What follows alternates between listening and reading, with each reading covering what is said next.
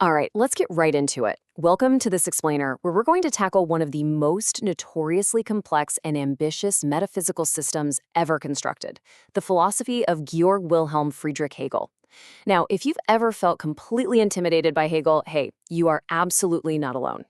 The guy is attempting to decode literally nothing less than the entire unfolding of the world spirit. It's huge. So to really help us grasp this massive, evolving system today, we're relying on some highly dynamic animations. We're going to visually track how these heavy concepts physically collide, shatter, and synthesize in real time right before our eyes. Here is our roadmap to navigate this expanding philosophical universe. We'll start with the Kantian spark, move into the dialectical engine, look at the master and slave dynamic, explore history, state, and war, and finally wrap up with the absolute and its critics. Let's jump in. Section 1, the Kantian spark. From the unknowable to the whole. To understand Hegel, we actually have to rewind just a bit to Immanuel Kant, who truly set the stage for all of this. Kant completely revolutionized philosophy by arguing that the human mind inherently structures nature.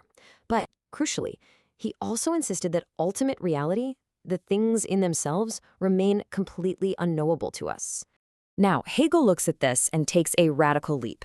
He found Kant's doctrine, this idea of an unknowable reality hidden behind some metaphysical brick wall, to be totally absurd. He essentially asked, well, if we can't know it, why even assume it exists at all? If you just remove that barrier, the human mind doesn't just act as a filter for reality. Rather, reality itself is inherently rational thought. For Hegel, the real is rational and the rational is real. To ground this massive idea, Hegel introduced the concept of the concrete universal. The crucial takeaway here is that reality isn't just a pile of mechanical, disconnected parts. Think of a cat. The overarching biological idea, the whole system of the cat, inherently dictates the specific shape of its teeth, its paws, its tail. The whole dictates the parts. And for Hegel, the entire universe operates exactly like this. It is a living, breathing, dynamically interconnected whole where true separateness is really just an illusion. Section 2. The dialectical engine, the logic of motion.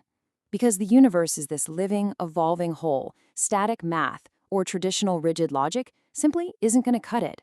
We need a dynamic engine capable of handling constant change. Hegel's famous dialectical engine starts its rapid movement with a single, isolated, abstract concept. Let's call this starting point the thesis. But a concept like that can't just sit there in a vacuum. It inevitably and violently invites its direct opposite, creating an immediate clash. This is the antithesis.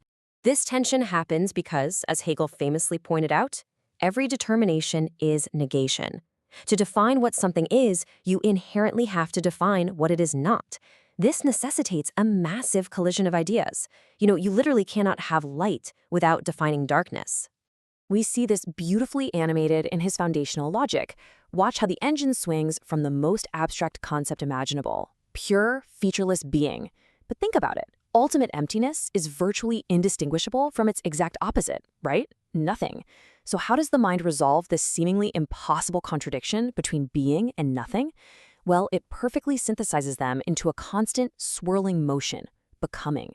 These concepts are continuously passing into one another. Section 3. The master and slave. The struggle for consciousness. Zooming out from pure logic to actual human life.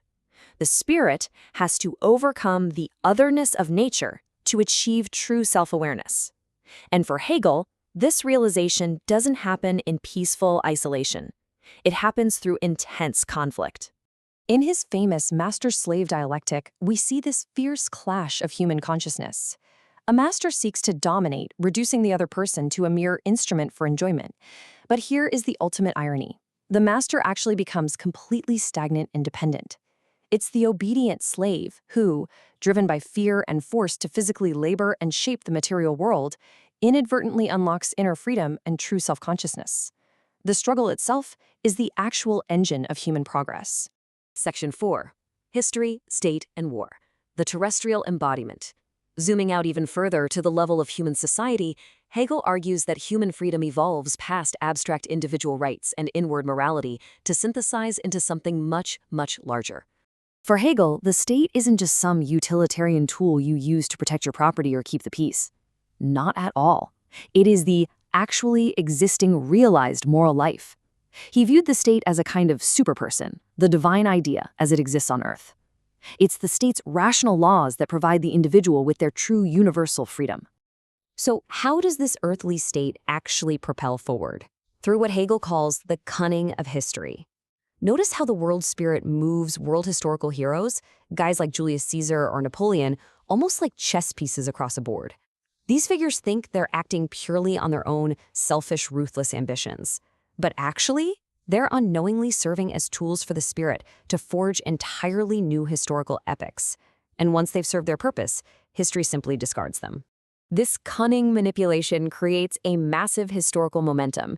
Hegel tracked this terrestrial development of freedom as a progressive flow, starting with the ancient Orientals, where only the despot was free, moving to the Greeks and Romans, where some were free citizens while others were slaves, all the way to the Germanic peoples of his time, who, in his view, recognized that all humans are inherently free. Now, because the state is absolute, Hegel reaches a conclusion that sounds pretty jarring to us today. He impartially observes that there is no higher authority, no overarching League of Nations.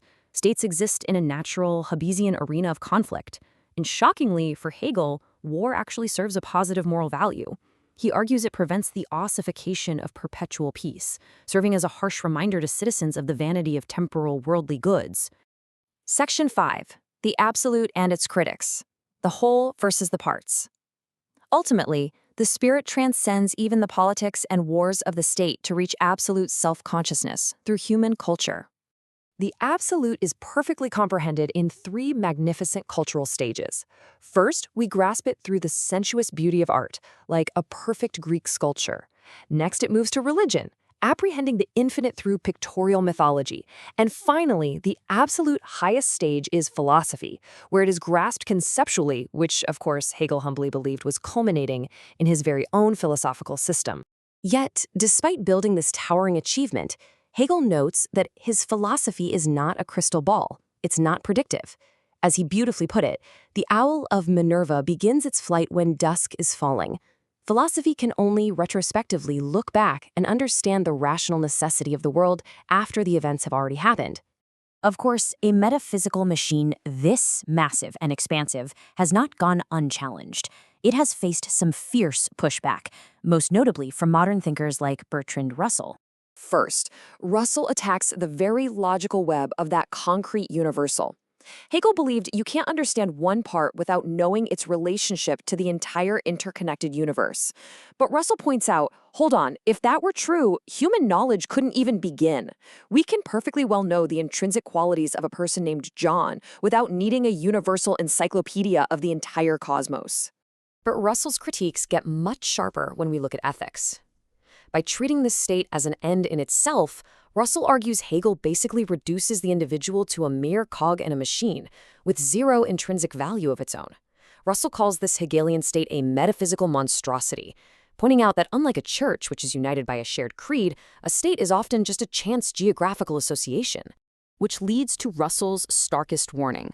By glorifying the state as the divine idea on earth and justifying the moral value of war, Russell argues that Hegel inadvertently wrote a philosophical blank check. He provided a foundation for every internal tyranny and every external aggression that can possibly be imagined. So as we wrap up this explainer, having dynamically traced this dialectic from a single abstract thought all the way up to the physical clash of nations, we are left with a massive collision of ideas. We really have to ask ourselves, is human history truly the rational unfolding of our ultimate freedom, orchestrated by a world spirit? Or is that grand metaphysical system simply a beautifully constructed excuse for the tyranny of the state? It's a heavy question, but one that absolutely continues to shape how we view our place in history today. Thanks for joining me on this deep dive.